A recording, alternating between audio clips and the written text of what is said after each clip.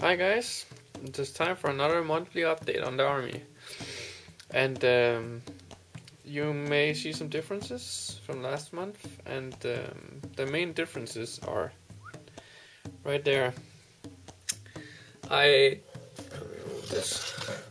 added a unit of tomb guards, 10 tomb guards with the halberds and full command, and I added a prince. See if we can get in there with a great weapon to support the unit. And the plan was at first to actually have 15 tomb guards, because I would like to have a bigger unit with me, so that they would be able to withstand some damage and still be able to put out maximum damage. I know maximum damage is of course a horde formation, so they get more attacks, but since we're only playing 800 points, not possible to have a horde formation tomb guard, since there are 13 points, which is a lot, fully upgraded. And yeah, so this is the reason why I didn't add my 15 tomb guards, because I didn't manage to paint up the last 3 of them. So what I did was I put this guy in instead in my units, so our army, so that I cut off. I wanted to buy the banner of speed for this unit too, because I want to get these guys into combat as fast as possible. I would probably move my army like it is here, with the Tomb King in the center, which is leadership bubble, and the chopper unit in the middle. Then I would have a tar pit unit in the side to to make sure that they don't get flanked, and possibly hold up something. I would then engage, hold the chariots a bit back, engage with the tomb guard, and then flank them with the chariots. My archers would go behind the blocks here and shoot arrows and cast augment spells. In case I get outmaneuvered for a turn or so, hopefully I will be lucky with my Entomb Beneath the Sand rule, and my Scorpion will come up and be able to misdirect a unit that might charge, like for example the chariots, which I had a lot of what can you say, bad luck or bad play. Probably both, but mostly bad play though, because when my chariots get charged, they die, and they're so pricey. I mean, they're almost 200 points, I think 165 points plus the upgrade, so that's 185 points for this little unit here.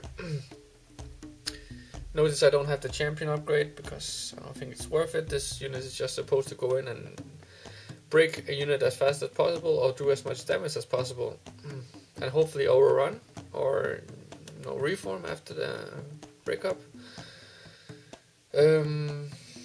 Yeah, so I don't want the champion in, because then he can challenge my champion, and then I have to put the attacks on maybe a beefer character, and I will lose all my attacks from that guy. So I want all the attacks possible on the unit, so I can break it and win it with as much combat resolution as possible.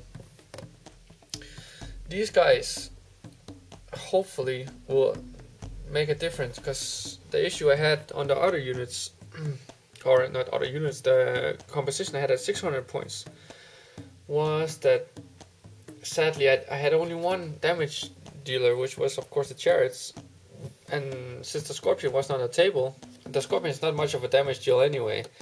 He's more of a as I see the Scorpion in a Tomb King army, I see them as misdirectors. A cheap misdirector that can come up anywhere on the table as you want, unless of course he mishaps and he dies or doesn't come in time. But at least, I mean, let's be honest, 1+, I mean 2+ up for him. So 3, 4, 5, 6, he will enter the game, which is great. And you can position him anywhere. And even if he scatters, you still have that 7 move, which you can move.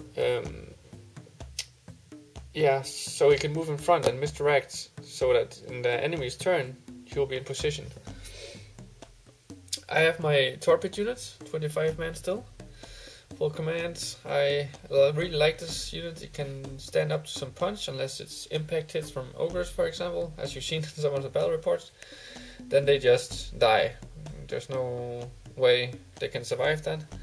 But they're good at holding up other units, which is not very strong and have tons of attacks. Sadly, I had to degrade my Leech Priest to a level 1. But I will, in the next 2 months, I'll beef him up so he will actually be a level 4. I really am very sad that he's only a level 1, because I really like to have, of course, more spells to choose between, so I can get as many augmented spells as possible. One thing I did discover though was that the signature spell of the Tomb Kings is great at not as much as healing, because let's be honest, it's not, as soon as they're in combat you can use it to heal, or should I say resurrect, but it's great for outmaneuvering enemy units, which is something I'll have to start practicing a lot on. Because, like, for example, the chariots is like one shot, one go. I mean, if you fail the charge, they're pretty much dead. Or locked in combat and will be easily grinded down. Yeah, so if you notice, another thing is that my archer units is only 11 plus the Leech Priest, and I have my 4 units of 4 mauls here that I didn't have points for this time, and I'll add them later on. But the thing is, I think archers is great. They're awesome at shooting down those small skirmisher units. Although I haven't met many small skirmisher units so far. I'm sure I will later on, but so far I haven't. And I don't really see them as big damage dealers. They're great because they get, at max they get, hit on 5s, and they wound on 4s most of the time, or 5s. So it's not much wounds. But if you shoot at a unit, which is hard to shoot at, they don't have many mauls. So they're great at getting rid of those small mauls. Even if you cast smiting on these guys, it's not huge. Even with 15, it's only 30 shots. Yeah, and 5s, and then again 4s. There's not many kills left, to be honest. If you're doing some math hammer, but I use this unit mainly as a bunker though, so it's not that bad. I would never position my Leech Priest in Skeleton Warriors, because he would just be single target out and die, and then what's gonna happen? They will crumble. And another thing that I'm very happy about is the Prince gets the leadership 9 bubble around. So when if they do crumble, they can take his leadership 9, which will be absolutely great. So of course I hope that the Prince can stay alive as long as possible. Which I'm very curious to see, because he doesn't have much defense right now. I don't have any points to kite him out, and if I had the points I would buy more Tomb Guards. But he does have toughness 5, so that's huge, and he has weapon skill 5, which of course he gives to the Tomb Guard units through my will be done rule. So they're all strength 5, the Tomb Guard 4 base, and then 1 with the Hellebarde. So they should chop down a lot of